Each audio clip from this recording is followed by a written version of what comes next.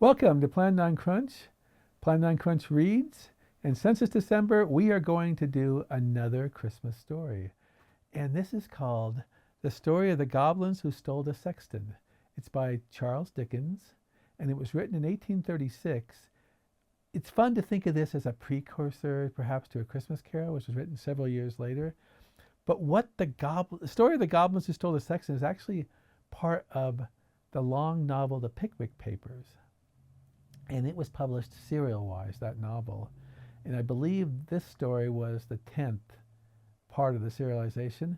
Once again, we'd like to thank Andi, who was the compiler and editor of the book Ghost Stories for Christmas Volume 1, which came out in 2022.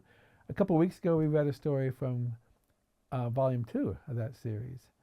So listen carefully while we're going to set the stage for the kind of character the Sexton is. Then hopefully after we stop, you will find the story and read it yourself. Here we go.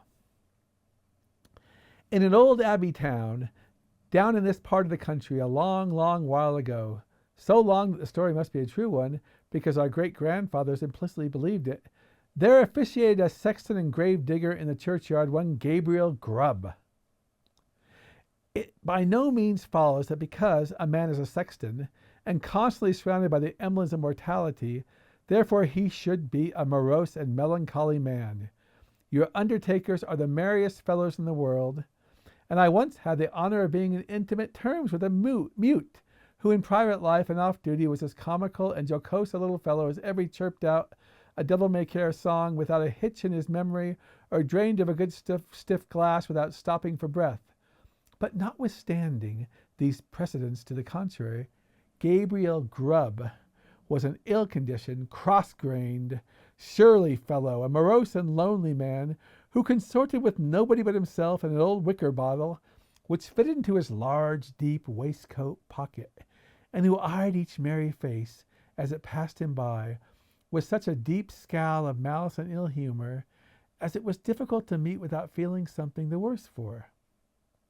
A little before twilight, one Christmas Eve, Gabriel shouldered his spade, lighted his lantern, and betook himself toward the old churchyard, for he had got a grave to finish by next morning, and feeling very low, he thought it might raise his spirits, perhaps, if he went on with his work at once. As he went his way up the ancient street, he saw the cheerful light of the blazing fires gleam through the old casements, and he heard the loud and the cheerful shouts of those who were assembled around them. He marked the bustling preparations for next day's cheer, and smelled the numerous savory odors consequent thereupon, as they steamed up from the kitchen windows in clouds. All this was gall and wormwood to the heart of Gabriel Grubb, and when groups of children bounded out of the house, tripped across the road, and were met, before they could knock at the opposite door, by half a dozen curly little rascals, who crowded round them as they flocked upstairs to spend the evenings in their Christmas games. Gabriel smiled grimly and clutched the handle of his spade with a firmer grasp, as he thought of measles, scarlet fever, thrush, whooping cough, and a good many other sources of consolation besides.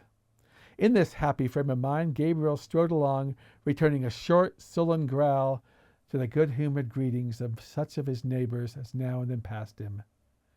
Okay, this gives you a pretty good idea of what kind of person Gabriel Grubb was. And he gets a lesson, not unlike a lesson perhaps a little bit that Ebenezer Scrooge got.